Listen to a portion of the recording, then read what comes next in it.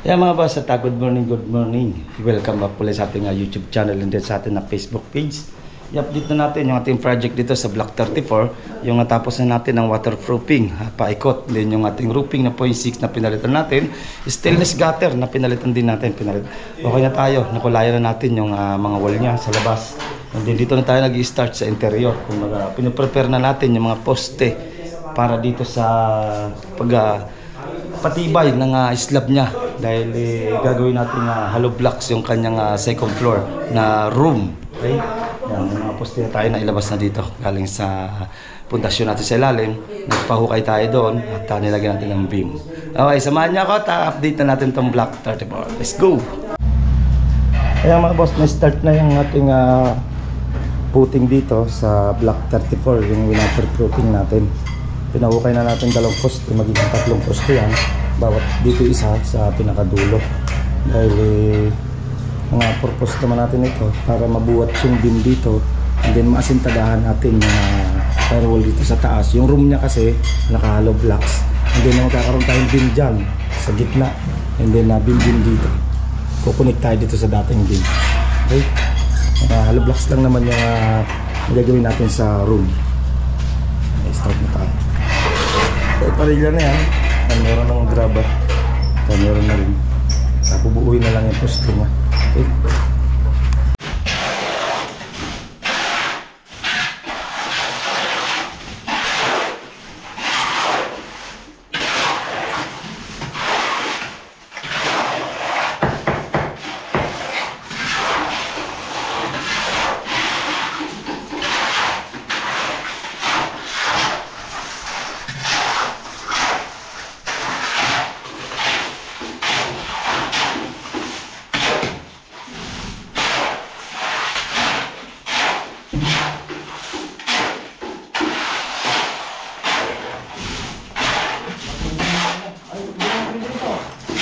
Ha?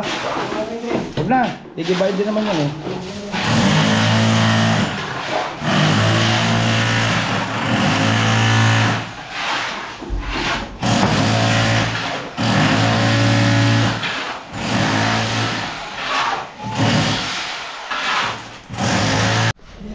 Yan mga boss, forma na tayo. May beam tayong nilagay sa baba. Hindi na formahan at bubuhusan na lang natin yung poste niyan. Hindi nito, pagkabuhos, baklas at babalik na natin yung kanyang lupa. Dito sa dulo, naglagay din tayo sa dulo ng isang poste.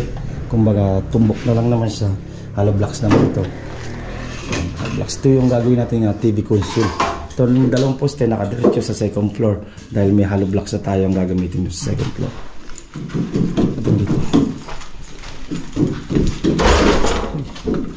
Ayan. Binakbak na natin to.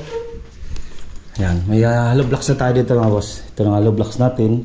Baka naka-concrete na tayo. 16, 12 ang natin na ginamit. 16mm, 12mm. Ginamit natin pang poste. Okay, yan nakikita nyo yung guwit na yan. Ito yung master bedroom nya. Ito yung isang room, maliit lang naman. May beam tayo dyan sa gitna. Diretso doon. Then kukunik tayo, diretso dito sa kabila. Wala naman tayong load dyan, kaya hindi natin kailangan magkaroon ng beam.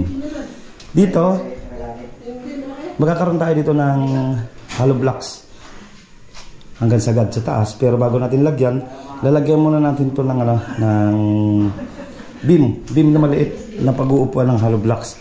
Kahit pa paano, tumigas itong portion na ito dahil sagad dito yung beam natin. Then, connect natin yun sa dulo. Okay? Magiging concrete na CHB ang ating wall dito. Yan. Abangan nyo to. 2 room lang naman, isang master bedroom, isang room na maliit lang. Okay? Ito yung poste natin. And then tatlo ang gagawin natin na beam sa pundasyon natin. Tapos sa second floor dito sa mismong taas niya meron din pinakalas tayong beam dito. Okay? Yan, para support natin dito sa ating wall natin. Dito magiging TV console nila mga boss. TV console para sa master bedroom. Yan. Okay. Ayos. Tapos yan, malaki na yung hallway nila. Tatapat lang natin doon sa dati. Yung sa CR, yung hallway. Yan. Hindi nito, mamove din natin para dito sa harapan. Yan. Ayan o, nasintadaan na natin yung TV console niya. Yan, ipopormahan na lang, bubuhusan na lang natin yung poste. Poste na tayo dito, ibiga na tayo dito. Para sa abang natin sa isla para maging gagawin natin second floor na hollow blocks yung ating wall dito sa second floor. Saka natin iabang yung mga outlet niya, matalino yung outlet niyan. Tapos yung beam natin, pinagpapatungan ng hollow blocks. Safety, matibay yung ating TV console.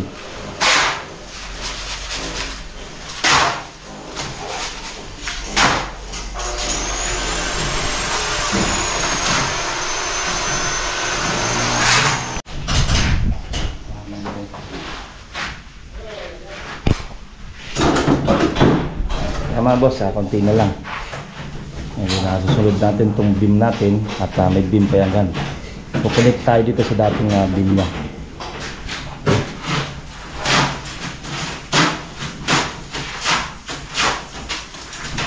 Pag nabuhusan na natin ito, nag-hollow blocks na tayo sa second floor. Tayo ng hollow blocks.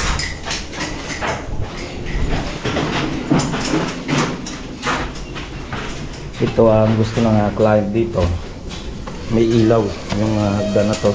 Pag may step ka, tumatakbo yung ilaw niya, kumbaga nabubuhay. Okay. Yan, nakulit na tayo, diretso na sa second floor. Ito lang namin hinihintay kung mabuhusan yung poste. Pagkabuhos ng poste nyan, pwede na tayo mag-hollow blocks dito. Yun, yung beam natin doon sa ilalim, kukunik na yun doon.